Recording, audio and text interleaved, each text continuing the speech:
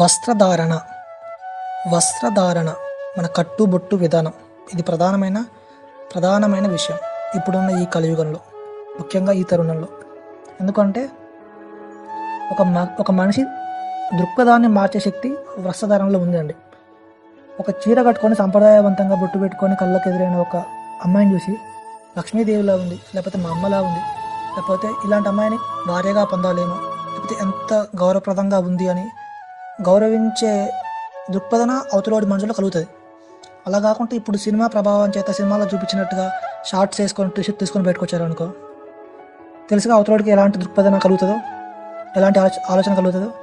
అలాంటి ఆలోచనలు ఎక్కువై వాడికి మదపిచ్చి ఎక్కువైనప్పుడు ఏం చేస్తారంటే చివరికి రోడ్డు మీద కనపడ్డ ప్రతి వాళ్ళని పట్టుకొని హింసించడం, లవ్ అనే పేరుతోని నానా రకాల చండాలని చేయడం, ఆ లవ్ అనే పేరుని వాడుకోవడం, ప్రేమ అన్నదాన్ని వాడుకోవడం,